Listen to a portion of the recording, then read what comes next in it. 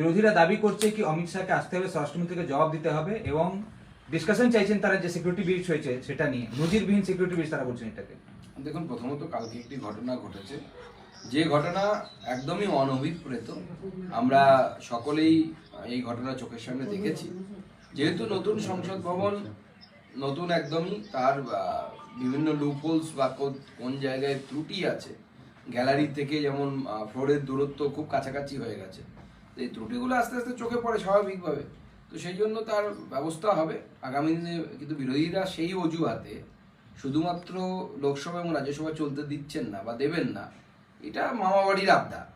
তার কারণ হচ্ছে তাদের মূল উদ্দেশ্য এটা নয় যে সিকিউরিটি ব্রিজ হয়েছে বা কি বিষয়। তাদের মূল উদ্দেশ্য হচ্ছে যে বিলগুলো আসবে, বিশেষ করে এই আইপিসি সিআরপিসির উপরে যে বিল আসার কথা, সেই বিলকে আটকাতে হবে। সেই উদ্দেশ্য নিয়ে তারা এই কাজ করছে। তারা তো বলছেন দাদা 2001 সালেও এরকম ঘটনা ঘটেনি। 2001 সালে জঙ্গিরা যারা এসেছিল তাদেরকে বাইরে মেরে দিয়েছিল পুলিশ, বা যারা শহীদ হয়েছিলেন আমাদের জওয়ানরা।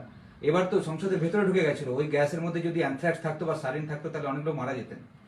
দেখুন, ত্রুটি তো হয়েছে। এবার সেই ত্রুটি যারা সুরক্ষাকর্মী তাদের যেভাবে দেখা উচিত ছিল সেভাবে তারা দেখতে পারেননি, সেই জন্য তাদের উপর সাসপেনশন হয়েছে। 8 জন অলরেডি সাসপেন্ডেড।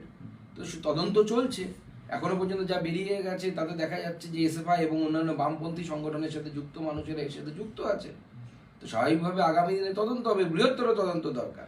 এবং উগ্রপন্থী যদি বন্দুক নিয়ে আসে সে সহজেই ধরা পড়বে। এই ধরনের কাজ সহজে ধরা পড়ে না, বা পড়া একটু মুশকিল, তাও ধরা পড়া উচিত ছিল। এরা চালাকি করেছে এবং তদন্ত হলে পরে বেরিয়ে আসবে ভেতর থেকে কেউ সাহায্য করেছে কিনা, এই সমস্ত বিষয়ে তদন্তের আওতায় আসবে। এবং দেখা যাচ্ছে যে এই যে গোটা ঘটনা, তার উৎস কিন্তু বাংলাতে। আপাতত দুটি নাম সামনে আসছে, ললিত ঝা এবং নীলাক্ষ আইচ।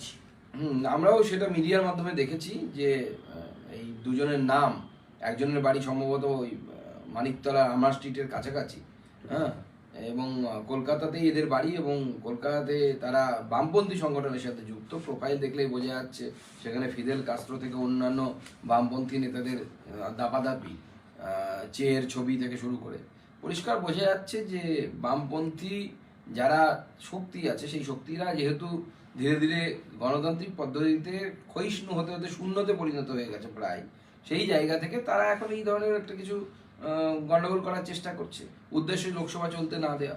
দাদা, তৃণমূল দাবি করছে কি প্রতাপ সিনহাকে এখনো অ্যারেস্ট করা হয়নি বা তাকে সাসপেন্ড করা হয়নি, তার বিরুদ্ধে কোনো ব্যবস্থা নেওয়া হয়নি, যিনি পাসটা বানিয়েছিলেন, অরিজিন তো সেখান থেকেই। দেখুন, পাস যে কোনো এমপির কাছ থেকে মানুষ পাস চায়। গত 2-3 দিন আগে আমাকে একজন সিকিউরিটি অফিসার লোকসভাতে মকর গেটের সামনে দাঁড়িয়ে, মকর দুয়ারের সামনে দাঁড়িয়ে বললেন যে স্যার, একটা আমার কিছু লোক আসবে, একটু সই করে দিন। মানবিকতার খাতিরে বা ভদ্রতার খাতিরে আমাদের করতে হয়। তো স্বাভাবিকভাবে আমার মনে হয় না সে তাতে মানে এটা লঘু পাপে গুরুদণ্ড হয়ে যাবে বলে আমার মনে হয়। কারণ এমপিদের মনে রাখতে হবে আপনাদের ভোটে জিততে হয়।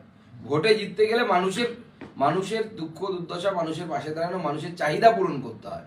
স্বাভাবিক অনেক কাজই আমাদেরকে করতে হয় যে কাজটা না করতে পারলেই ভালো হতো। তো সেই কাজ এখানে হয়তো সীমা করেছে। এবং আমি যতদূর খবর পেয়েছি, প্রতাপ সিনহা এর আগেও 2বার একে পাস দিয়েছে, তখন এসেছে, কিচ্ছু হয়নি। এবার তার যে মাথা খারাপ হয়ে গেছে, সে তো তার পক্ষে তো বোঝা সম্ভব না।